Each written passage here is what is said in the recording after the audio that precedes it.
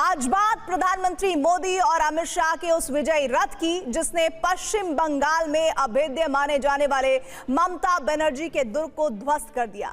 मोदी के मैजिक और शाह की रणनीति के सामने ममता टिक ही नहीं सकी। बंगाल में बीजेपी की ऐसी आंधी आई कि ममता और उनकी पार्टी टीएमसी बुरी तरह उड़ गई। सवाल यही है कि आखिर मोदी और शाह की जोड़ी ने ऐसा क्या किया कि दीदी बुरी तरह हार गई। इस शो में इसी से जुड़ी रिपोर्ट देखिए।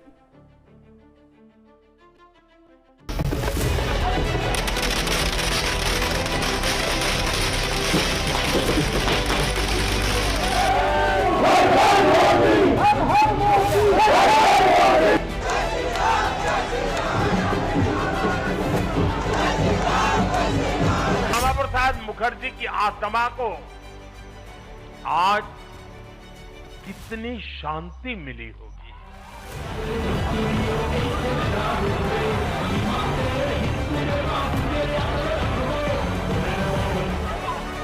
आज से बंगाल भय मुक्त हुआ है। विकास के भरोसे से युक्त हुआ है।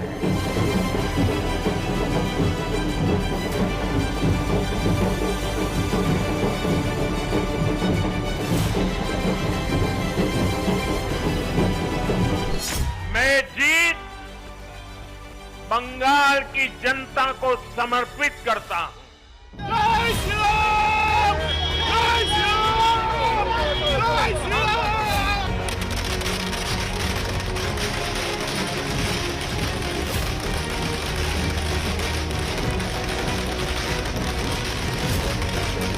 ये उस अड़िग विश्वास की हुंकार है जिसने डर, तुष्टीकरण और हिंसा की राजनीति को जड़ से उखाड़ फेंका है।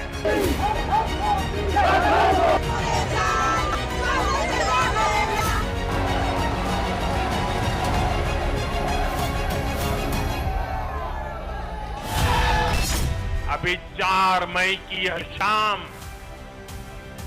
भले ही चल रही है, लेकिन बंगाल की पावन धरा पर आज एक नया सूर्योदय हुआ है। अकल्पनीय,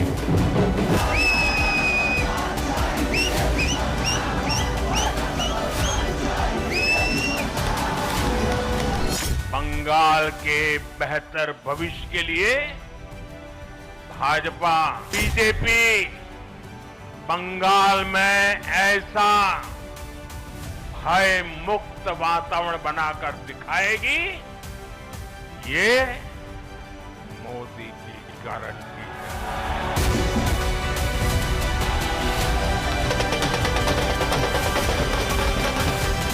अविस्मरणीय। लोकतंत्र के इस महापर्व में बंदूक की आवाज नहीं, जनता जनार्दन की आवाज गूंजी। पहली बार डर नहीं, लोकतंत्र जीता है।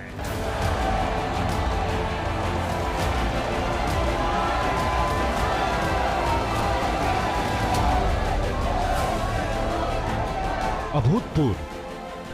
आज जब भाजपा जीती है,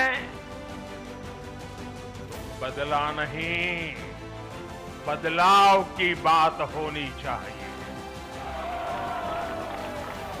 भय नहीं, भविष्य की बात होनी चाहिए। और ऐतिहासिक। भाजपा के हर छोटे बड़े कार्यकर्ता ने एक बार फिर से कमाल कर दिया है, कमल खिला दिया है। आपने नया इतिहास रच दिया है।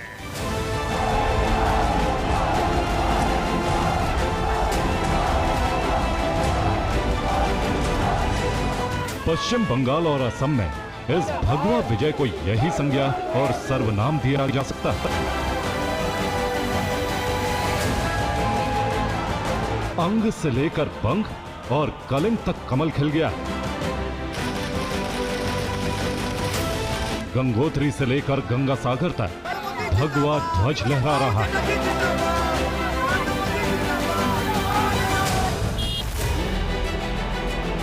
ये सियासी करिश्मा, ये चुनावी चमत्कार प्रधानमंत्री नरेंद्र मोदी और गृह मंत्री अमित शाह की वजह से ही संभव हुआ।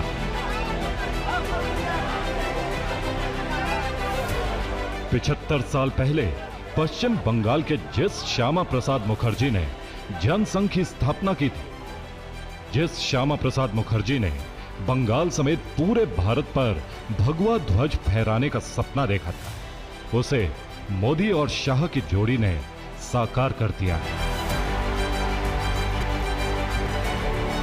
महाविजय के बाद प्रधानमंत्री नरेंद्र मोदी जब कार्यकर्ताओं को संबोधित करने बीजेपी मुख्यालय पहुंचे तो बंगाल के रंग में रंगे हुए नजर आए।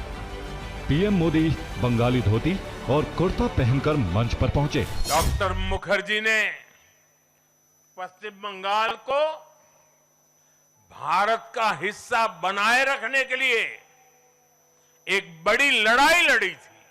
आज 4 मई 2026 को बंगाल की जनता ने हम भाजपा कार्यकर्ताओं को वो अवसर दिया है। बंगाल में बीजेपी प्रचंड बहुमत के साथ सत्ता में आ गई है और 15 वर्षों के बाद बंगाल की सत्ता से ममता बनर्जी की विदाई हो गई।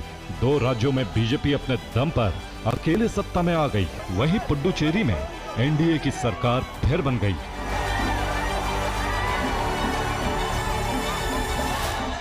चुनावी चमत्कार के ये आंकड़े इस बात के प्रमाण हैं कि मोदी का चेहरा और अमित शाह की रणनीति अब भी जीत की गारंटी है।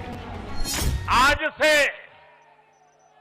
बंगाल के भविष्य की एक ऐसी यात्रा शुरू हो रही है जहां विकास, अटूट विश्वास और नई उम्मीदें कदम से कदम मिलाकर चलेगी। पश्चिम बंगाल के लिए यह दिन बहुत ही ऐतिहासिक है क्योंकि वहां पर नए राजनीतिक युग का आरंभ हो गया है। इस युग का नाम है बीजेपी युग। पश्चिम बंगाल में 1948 से लेकर 1977 तक कांग्रेस का शासन था। 1977 से लेकर 2011 तक वामपंथ का राज था। 2011 से 2026 तक ममता का युग रहा। लेकिन अब बंगाल की सियासत 180 डिग्री बदल गई है। अब यहां बीजेपी युग का आगमन हो चुका है। बंगाल में जो ऐतिहासिक परिवर्तन हुआ है उसकी पटकथा किसी और ने नहीं बल्कि पीएम मोदी और अमित शाह ने ही लिखी। बंगाल और असम में बीजेपी की शानदार जीत के बाद देश का राजनीतिक नक्शा भी बदल गया है। अब देश के 22 राज्यों और केंद्र शासित प्रदेश में बीजेपी और उसके सहयोगी यानी एनडीए की सरकार है। इसमें 17 राज्यों और केंद्र शासित प्रदेश में बीजेपी के सीएम हैं, जबकि 5 राज्यों में सहयोगी के सीएम हैं। 31 राज्यों और केंद्र शासित प्रदेशों में सिर्फ 8 जगहों पर विपक्षी दलों की सरकार है। पश्चिमी भारत, पूर्व उत्तर भारत, मध्य भारत के सभी राज्यों में एनडीए की सरकार है। पूर्वी भारत में सिर्फ झारखंड को छोड़कर बिहार, बंगाल और ओडिशा सभी जगहों पर बीजेपी का सीएम है। बंगाल की जीत के साथ गंगोत्री से लेकर गंगा सागर तक कमल ही कमल खिला हुआ है। आज मां गंगा के इर्द गिर्द बसे इन राज्यों में बीजेपी एनडीए सरकार है।